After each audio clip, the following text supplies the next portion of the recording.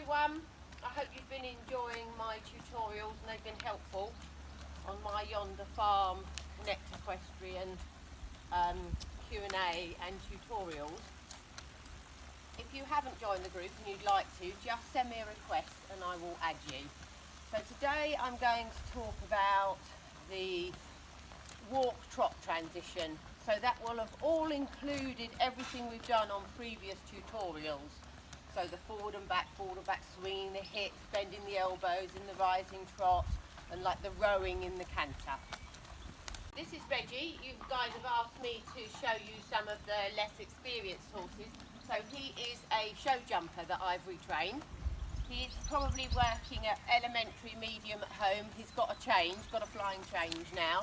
But because he's show jumps, it's very excitable and not as easy as I would like. So I've had to do a lot of repair work there, and he's got a really good piaf. So he's got some big gaps. He's not conventional. You can see he's very short, very round, so it's harder to find the horizontal balance. But we'll talk about that in another tutorial. But he's just a nice little type. He's nothing special, but you'll see when he trots, he's got a very nice feel to his trot. Obviously I've been walking for bits, I've been talking to you, so I'm getting the forward, back, forward, back, forward, back, forward, back. I've got my chihuahuas, so I can feel the contact mainly in the snaffle rein, as he's in the double today. So I'm going to want to trot, so my hips are moving. I'm going to squeeze, just squeeze with my leg, wait for the reaction, go rising straight away. Bend and straighten my elbows. He's still very much in the warm-up phase of his session today. I've literally only just got on him. So I've got his neck a little bit low. So bend straight, elbows, bend straight. So I'd like to walk now. So I'm just going to relax, lower the rise and walk. Nothing changes. You just slow your body down, lower the rise and walk. Because I want more response. So rather than sort of tap and kick and fiddle and move around, I'm just going to repeat them. I'm just going to do more. So forward, back, forward, back, forward, back. Squeeze with my legs, go rising straight away. I don't go sitting trot to come back, not at this stage because I'm still warming his back up. So just going to get the trot going a little bit more. So elbows, bend straight, bend straight, bend straight, bend straight. So I'm lowering my rise, relaxing, stay rising, his back stays soft and he just walks. So see the reaction there was lovely. Ride him on the snaffle rein really nicely. He knew exactly what I wanted. He just trotted. So really it's just repeat rather than get stronger. So lower the rise and he walks.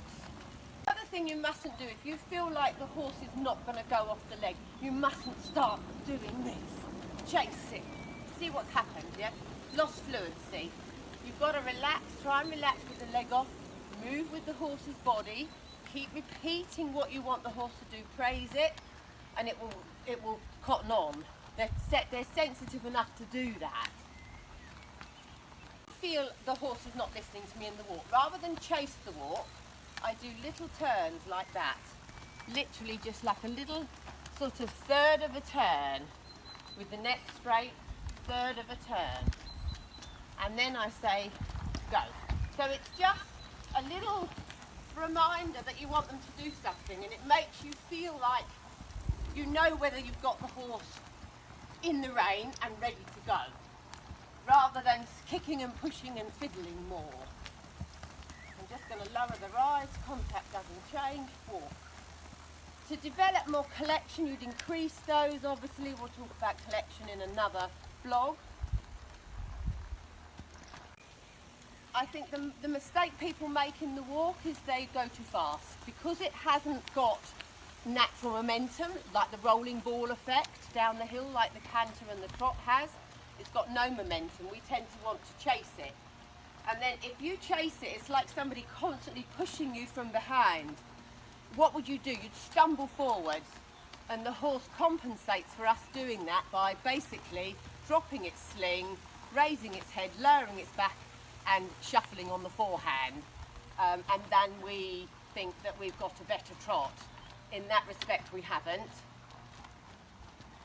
In the walk, if you're not sure your horse is going to go off your leg, don't kick it faster, because it will just stumble forwards and it will compensate for your bad riding and put up with it, and you'll wonder why the walk is short and losing its fluency. Don't do that.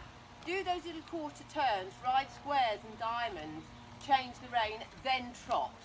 But another caution with the walk, don't walk for too long on the contact, because obviously you can lose the fluency. It's a pace that's difficult to work on.